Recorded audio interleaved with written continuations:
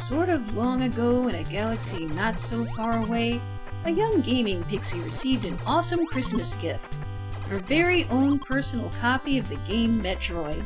She had read about it, she had heard about it, and with her equally new NES Advantage in hand, the pixie ventured forth into the hostile planet Zeebs to take down Mother Brain. She also vaguely remembers doing some kind of prepubescent happy dance when she got the good ending and saw, without a doubt, that the super tough space warrior and savior of the galaxy was actually a girl. It was a pretty huge deal. Other than Ms. Pac-Man, the only girls I'd seen in video games back then were, let's see, either kidnapped princesses, kidnapped girlfriends, or worse, this. This dopey character here is supposed to be a goddess, with alleged miracle powers even. And she's out there fighting monsters because she got bored. Excuse me while I vomit. Samus, though, she was different. He doesn't get much bigger than protecting civilization from a hostile alien threat, and besides that, she got to wear cool armor and blast the heck out of things. I think what makes her special is that the Metroid games are mainly about this first-class bounty hunter who just happens to be female, instead of being mainly about, well... yeah. As for the game itself, you play the role of Samus Aran, space hunter extraordinaire, sent into the planet Zeebs to take on a dangerous gang of space pirates led by Mother Brain and her two henchmen, Kraid and Ridley. Interestingly, the instruction manual calls Samus a guy and states that his true identity is shrouded in mystery. So you can guess going into this thing that the answer will be a reward.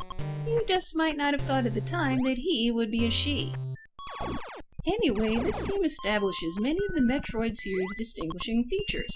Exploration, isolation, and plenty of experimentation, as you fight your way through Zeebs and blast towards the ultimate goal. But since this is an early NES game, it wasn't built for comfort. It starts off typically enough. You go left and get the Morph Ball, the very first power-up you get in many a Metroid game. From there you try to get your grubby, bounty-hunting mitts on all sorts of fun things. Missiles that knock down strong force fields and the toughest enemies. Bombs to help you find secret entrances through weakened floors and walls. Energy tanks to augment your hit points, beam upgrades, and so on. But unlike with later entries, you may notice something odd when you try to shoot stuff. Namely, that the beam only travels across about a fourth of the screen.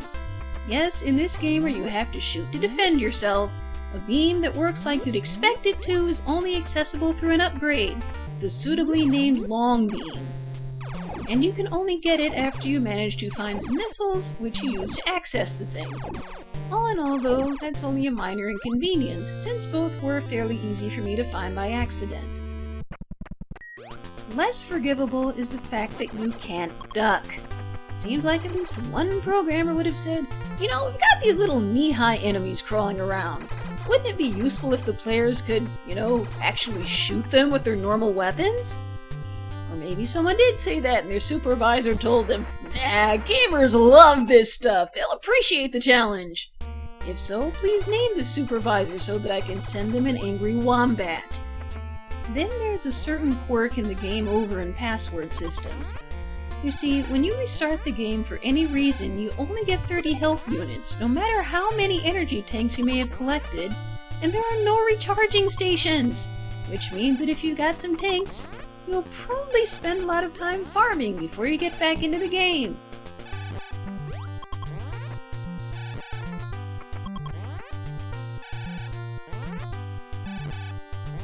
This is every bit as exciting as it looks. But once you get past that and a few other issues, Metroid becomes fun, and its emphasis on exploration paved the way for other non-linear side-scrollers like Symphony of the Night. It also has a suitably tense atmosphere where the stark graphics and good use of sound make the game world feel vast and desolate, like it really is just you against the enemy. Additionally, you're given no clues as to how to proceed. You You just have to check everywhere and accept the potential dangers. It's probably why the first time I played it I found it a little unsettling. And yet, the more I got into it, the harder it was to quit. I just had to go back to that one passage and make sure I hadn't missed anything, or hang out in that one area just a little longer, just because I liked it.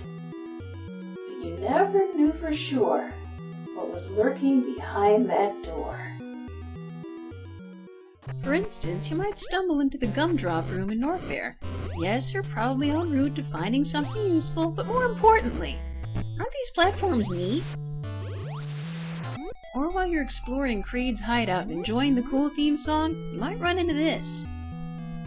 I don't know why, but that off-color Kraid always gives me the creeps. Like it's not supposed to be there, even though I know it is. And for the determined Metroid player, there are also the game's so-called secret worlds, the result of junk code that generated glitchy but interesting areas, and some leftover rooms that the programmers didn't bother to remove. You can only find them by exploiting glitches or using game genie codes and such, and they don't give you anything useful, but they're interesting to see. Look for a guide on GameFAQs if you'd like to give it a shot. To help you in your experiments, there are passwords you can use to make gameplay easier.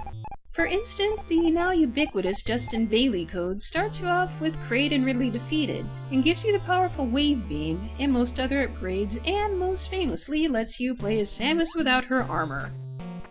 The newer Narpa's Sword code is even more intriguing. It basically makes you invincible, provides you with infinite missiles, and gives you every power-up in the game. Why the first code was found almost immediately, while the second code took years, is left as an exercise for the viewer.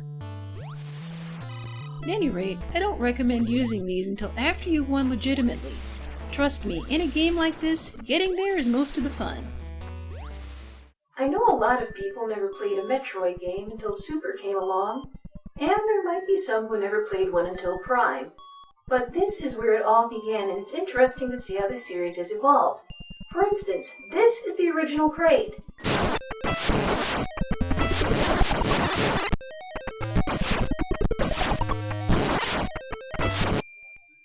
And this is the original Ridley.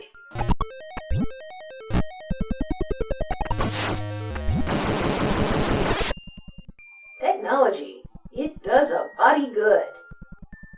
Once you've defeated the two mini-bosses, it's time to go to Torian to take on the Metroid themselves and the infamous Mother Brain. Now for me, this was the part where having a turbo controller came in really handy, especially with those dang Zebatite tubes in the final chamber. Unless you fire almost constantly, it regenerates, and you have to start over.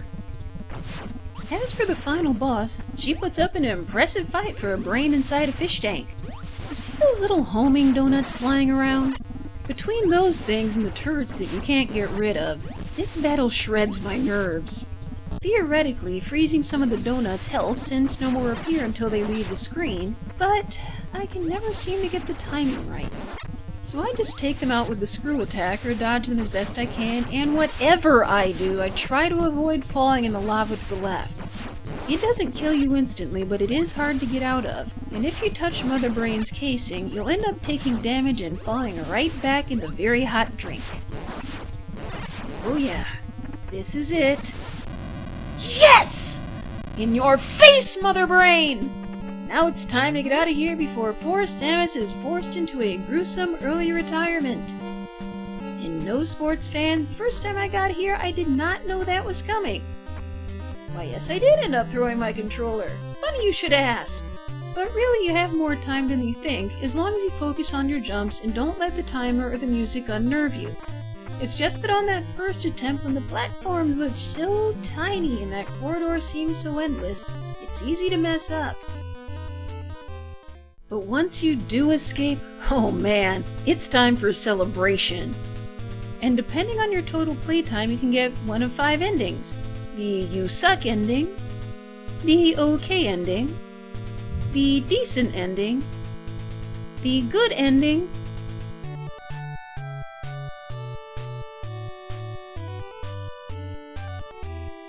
and the one that people get way too excited about considering it's an 8-bit. But besides the cool song that's playing, what I remember most is the pride I felt when I saw that the man beneath the armor was actually a woman. And every time I replay this game, I get to relive that feeling. Other than a few technical quibbles, I enjoy Metroid to this day. But I have to say something about that so-called best ending.